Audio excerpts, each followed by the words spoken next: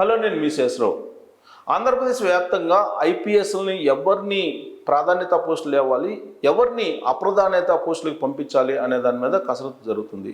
ఆ క్రమంలో చంద్రబాబు నాయుడు ఐఏఎస్లు ఐపీఎస్లు మీటింగ్ పెట్టినప్పుడు కొంతమంది చంద్రబాబు నాయుడుకి దగ్గర కావాలనేటువంటి ప్రయత్నం చేశారు. ఆ ప్రయత్నంలో పిఎస్ఆర్ ఆంజనేయులు ముందు ఉన్నారు. చంద్రబాబు నాయుడికి బొకే ఇచ్చి అభినందనలు తెలపడానికి ప్రయత్నం చేయగా చంద్రబాబు నాయుడు సున్నితంగా తిరస్కరించారు అనేది గత 24 గంటల నుంచి వస్తున్నటువంటి న్యూస్. అలాగే నిశాంత్ రెడ్డి, ఈయన యంగ్ ఐపీఎస్ ఆఫీసర్, చిత్తూరు జిల్లా ఎస్పీగా పనిచేశారు, కౌంటర్ ఇంటెలిజెన్స్ ఎస్పీగా ఇప్పుడు ఉన్నారు.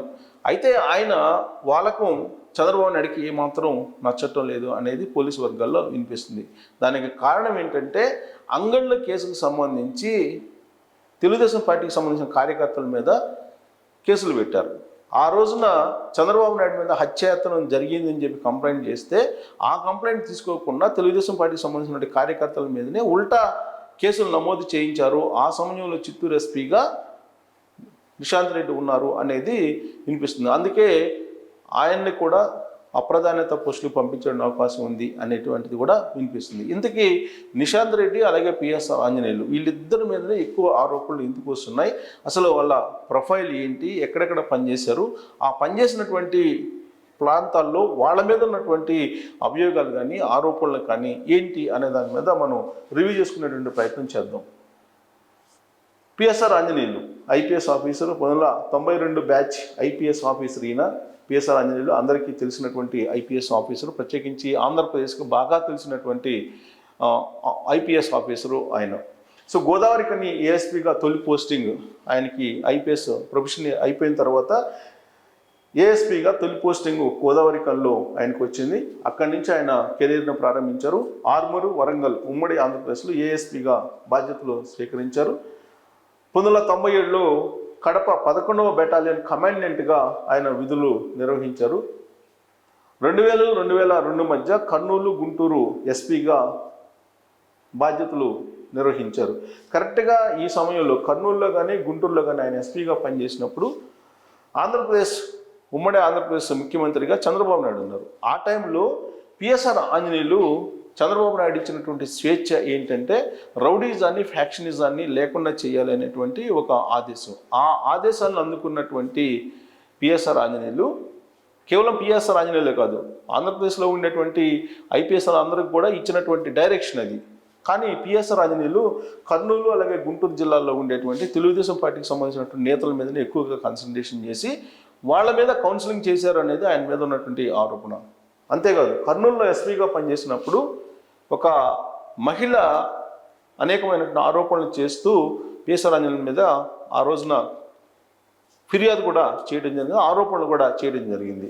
సో గుంటూరు ఎస్పీగా ఆయన ఉన్నప్పుడు ఆయన ఫ్యాక్షనిజాన్ని రూపుమాపేటువంటి క్రమంలో పల్నాడుకు సంబంధించినటువంటి తెలుగుదేశం పార్టీ లీడర్లని డార్మెటరీకి పిలిపించి ఎస్పీ ఆఫీస్కి పిలిపించి వాళ్ళకి కౌన్సిలింగ్ చేసేటువంటి క్రమంలో ఆ రోజున తెలుగుదేశం పార్టీ యువత అధ్యక్షుడిగా ఉన్నటువంటి అతన్ని కూడా కౌన్సిలింగ్ చేసేటువంటి క్రమంలో ఆయన కాల్ ఫ్రాక్చర్ అయ్యింది. అంటే తెలుగుదేశం పార్టీ వాళ్ళని ఎక్కువగా ఆయన టార్గెట్ చేసి కౌన్సిలింగ్ చేశారు. ఆ క్రమంలో తెలుగుదేశం పార్టీకి సంబంధించిన నేతలందరూ కూడా భయపడిపోయేటటువంటి పరిస్థితి కూడా వచ్చింది. అంటే చంద్రబాబు నాయుడు హయాంలో పిఎస్ఆర్ ఆంజనేయులు తన లాఠీకి బాగా పనిచెప్పారని చెప్పి చెప్పొచ్చు. ఇక 2003లో ఢిల్లీ ఇంటెలిజెన్స్ బ్యూరోకి డిప్యుటేషన్ మీద బదిలీ అయ్యారు ఈయన 2003లో. అంటే చంద్రబాబు నాయుడు 2004 అంటే బిఫోర్ ఎలక్షన్కి వెళ్ళేటువంటి టైంలోనే ఆయన ఢిల్లీ ఇంటెలిజెన్స్ బ్యూరోకి డిప్యుటేషన్ మీద వెళ్ళిపోయారు. వైఎస్ ప్రభుత్వంలో ఇంటెలిజెన్స్ కౌంటర్ ఇంటెలిజెన్స్ డిఐజీగా పనిచేశారు ఆయన వైఎస్ఆర్ కాంగ్రెస్ పార్టీ. అంటే 2004లో వైఎస్ రాజశేఖర రెడ్డి ముఖ్యమంత్రి అయ్యారు ఉమ్మడి ఆంధ్రప్రదేశ్కి. ఆ టైంలో ఇంటెలిజెన్స్ కౌంటర్ ఇంటెలిజెన్స్ డిఐజీగా ఆయన పనిచేశారు. 2010లో విజయవాడ పోలీస్ కమిషనర్గా పనిచేశారు. ఆ టైంలోనే మళ్ళా వివాదాలు ఆయన చుట్టుముట్టాయి. ఆ వివాదాలు చుట్టుముట్టినటువంటి పరిస్థితి ఎందుకు వచ్చిందంటే వల్లభనేని వంశీ అలాగే పిఎస్ఆర్ ఆంజనేయుల మధ్య జరిగినటువంటి కొన్ని ఆరోపణలు, ప్రత్యారోపణల క్రమంలో లైంగిక వేధింపులు ఆయన్ని చుట్టుముట్టాయి. లైంగిక వేధింపుల ఆరోపణలను ఎదుర్కొన్నారు. ఇక 2011లో గ్రేహౌండ్స్కు ఆయన బదిలీ అయిపోయారు. విజయవాడ సిపిగా ఉన్న సమయంలో వల్లభనేని వంశీతో విభేదాలు వచ్చాయి. 2019లో డిప్యుటేషన్ మీద బిఎస్ఎఫ్ ఐజీగా బాధ్యతలు నిర్వహించారు ఆయన. 2019లో 2020-22 వరకు ఏసీబీ డీజీగా పనిచేశారు. అంటే జగన్మోహన్ రెడ్డి ముఖ్యమంత్రి అయిన తర్వాత మరుసటి సంవత్సరం ఇమీడియట్గా 2020-22 కాలంలో ఏసీబీ డీజీగా పనిచేశారు. ఎందుకంటే జగన్మోహన్ రెడ్డి అవినీతి రహిత పాలన చేస్తానని చెప్పి 2019లో అధికారంలోకి వచ్చిన తర్వాత వెంటనే ఆయన ఒక నిర్ణయం తీసుకున్నారు. అంతేకాదు టోల్ ఫ్రీ నెంబర్లు కూడా ఇచ్చారు.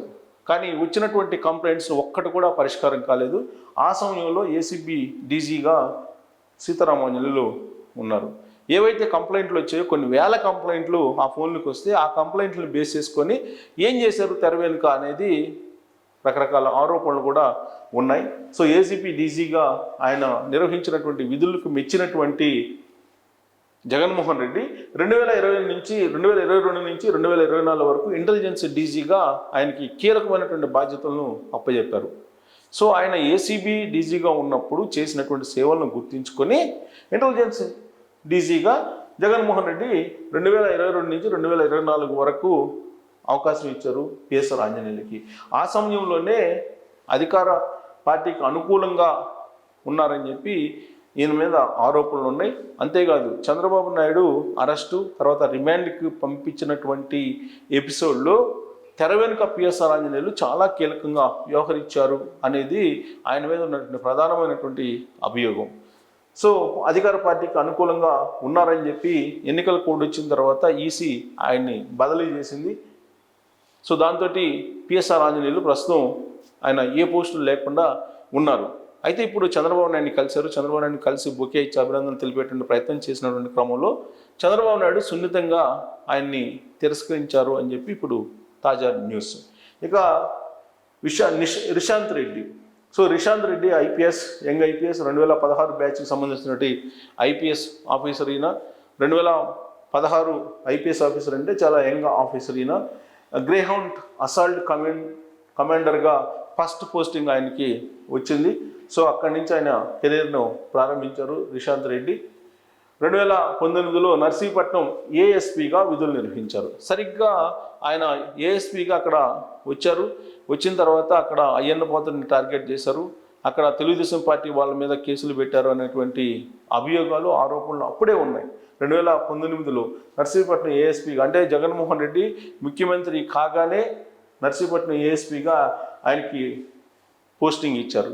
సో నర్సీపట్నంలో టీడీపీ నాయకులను టార్గెట్ చేశారు అనేటువంటి ఆరోపణలు రిషాంత్ రెడ్డి మీద ఉన్నాయి. అంతేకాదు అప్పట్లో తెలుగుదేశం పార్టీకి సంబంధించినటువంటి కొంతమంది కార్యకర్తలు పోలీస్ స్టేషన్లో బంధిస్తే వాళ్ళని హింసిస్తూ ఉంటే వాళ్ళు పోలీస్ స్టేషన్ నుంచి దూకి వెళ్లాల్సినటువంటి పరిస్థితి తీసుకొచ్చారు అనేది కూడా అప్పట్లో ఈయన ఆధ్వర్యంలో పనిచేసినటువంటి పోలీసుల మీద ఆరోపణలు ఉన్నాయి. సో రిషాంత్ రెడ్డి నర్సీపట్నం నుంచే తెలుగుదేశం పార్టీ నాయకులను టార్గెట్ చేస్తూ వచ్చారనేది ఆ పార్టీలో ఉన్నటువంటి అభిప్రాయం. సో ఇక 2020 నుంచి 2022 వరకు చిత్తూరు ఏఎస్పీగా ఆయనకు పోస్టింగ్ ఇచ్చారు. సో 2020 నుంచి 2022 వరకు.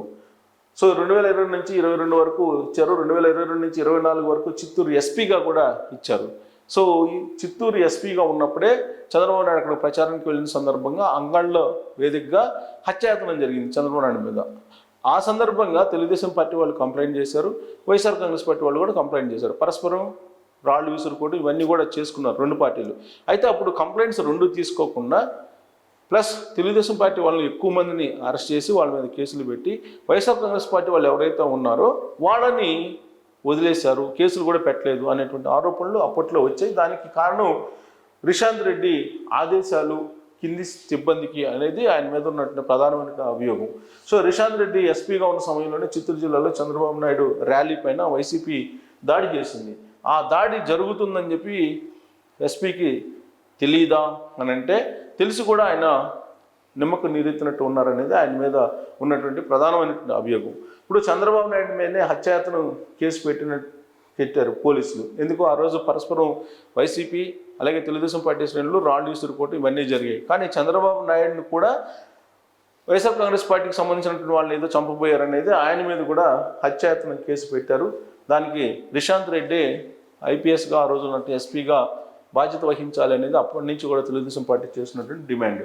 సో 2024 జనవరిలో కౌంటర్ ఇంటెలిజెన్స్ ఎస్పీగా బదిలీ అయ్యారు ఆయన 2024 జనవరిలో. సో ప్రస్తుతం కౌంటర్ ఇంటెలిజెన్స్ ఎస్పీగా ఉన్నారు ఆయన చంద్రబాబు నాయుడిని కలిసి అభినందించడానికి ప్రయత్నం చేశారు. కానీ రిషాంత్ రెడ్డి అంగళ్ళ కేసులో ఏ విధంగా వ్యవహరించారు అనేది చంద్రబాబు నాయుడికి బాగా తెలుసు. ప్లస్ చంద్రబాబు నాయుడు సొంత జిల్లా కాబట్టి రిషాంత్ రెడ్డిని రిసీవ్ చేసుకోవడానికి కూడా చంద్రబాబు నాయుడు ఇష్టపడలేదు, సున్నితంగా ఆయన్ని కూడా తిరస్కరించారు అనేది కూడా ఇప్పుడు తాజాగా వస్తున్నటువంటి న్యూస్. అందుకే ఇప్పుడు రిషాంత్ రెడ్డి అలాగే పిఎస్ఆర్ ఆంజనేయులు వీళ్ళిద్దరికి సంబంధించినటువంటి న్యూస్ ఇప్పుడు పోలీసు వర్గాల్లో చక్కర్లు కొడుతున్నటువంటి పరిస్థితి. సో వీళ్ళిద్దరికీ అప్రధాన పోస్టులు వచ్చేటువంటి అవకాశం ఉంది రాబోయేటువంటి రోజుల్లో.